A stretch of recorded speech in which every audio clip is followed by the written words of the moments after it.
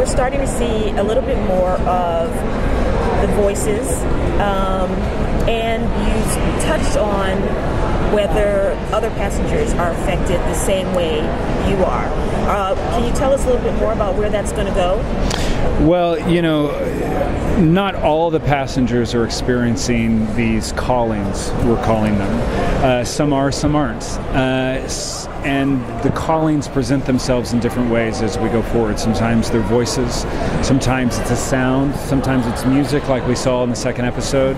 Sometimes it could be sight. Sometimes they see things. So as we go forward, they're going to manifest in different ways.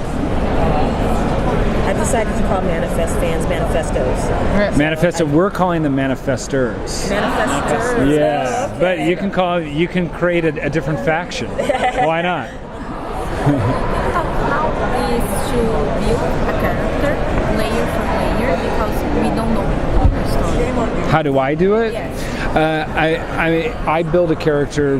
It all starts with me with the script. So it starts with the words, and you build from there. There's a history, of course, that the characters have. So that all comes into play, and you just keep building and building from that. You figure out what the history of the character is and what he was like before we meet him as an audience, and hopefully as an actor you bring that to the screen, and then you just keep building on top of that as we go forward with the new information that we learn about him. When you got the scripts, two questions. When you got the scripts and you were reading it, did you have a strong Lost vibe from it? Yes. And how much in advance, or how far in advance were you allowed to read what's coming? When I first read the script, I got a strong Lost vibe about it, which is great. And we have been compared to a Lost type show, and I think that's a great comparison. Lost was such a phenomenal show that paved the way for shows like ours. But in terms, our show is a little different than Lost, and it definitely takes a page out of Lost's book. But where Lost meets This Is Us.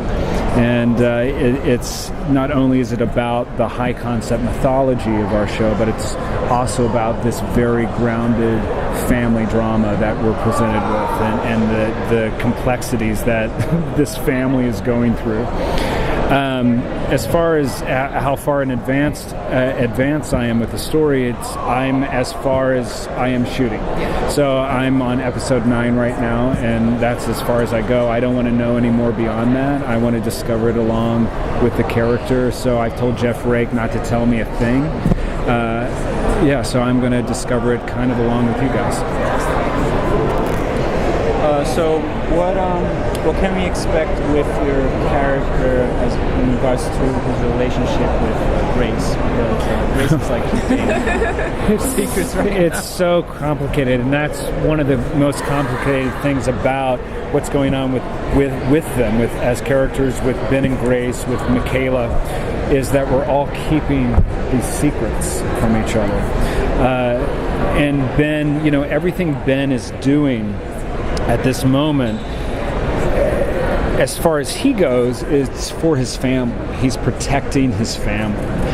He fears that they're all in very grave danger, that they're being watched. We already know someone has been killed. By who, we don't know. Ben has his ideas about who did that. So he wants to keep his family as safe as possible. At the same time, he's going down this road of trying to find a legitimate answer to what happened to them on that plane. And as he gets further and further down that road, it becomes this obsession. And it's not just a fascination, it becomes a compulsion. It becomes like a mania for him. And that's not going to turn out so well, I don't think. And so he has that, but he's also keeping that a secret from everyone else, from Grace. Grace has this secret that she has this whole other life, that she fell in love with someone else, that she has this other lover, that we will find out about. Of course, Ben now knows about him. From the second episode, he knows that he exists. He doesn't know who he is. He doesn't, or she, or her name, or his name. but we're going to find that out very soon. They're going to meet very soon. What also makes that very complicated is there's no blame. You can't blame Grace because as far as she was aware, he was gone. He was dead. I think Ben would like to feel that he is a bigger man, that he could somehow try to incorporate this other person into their life. I don't know how well that's going to do for him. I don't know if he's going to be able to be big enough to handle that kind of intrusion, I guess you could call it. But it's complicated stuff. Complicated stuff. That's what makes it so complicated, is there is no blame.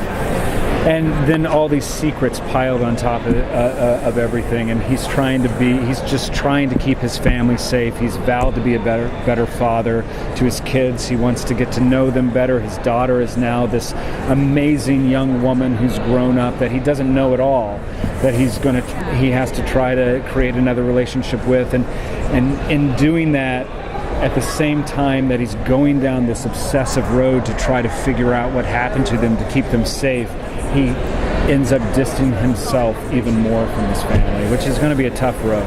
It's not an easy road for old Ben. Yeah. Did you say the answers are found very quickly throughout, or is there something revealed every week? Do you think it's like that, or I think that lost where it's just drawn up? I think it's both.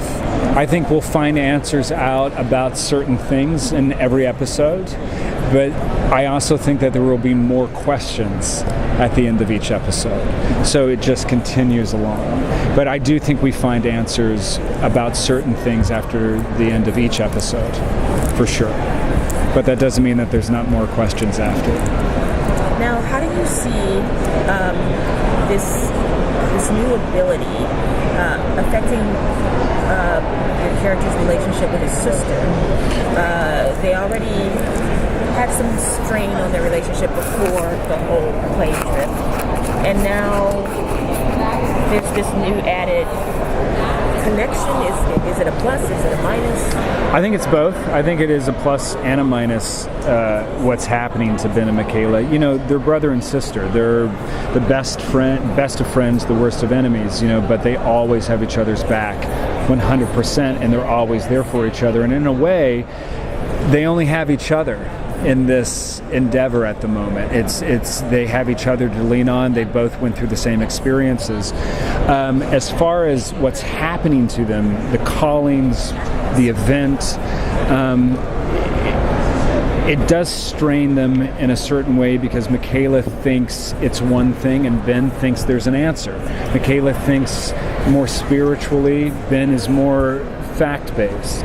So he wants to find a legitimate answer, and I think they will bump up against each other about that, but they have unconditional love, and they will always be there for each other. And I think as we go forward in the story, things will happen that might just start to sway Ben in one direction or another.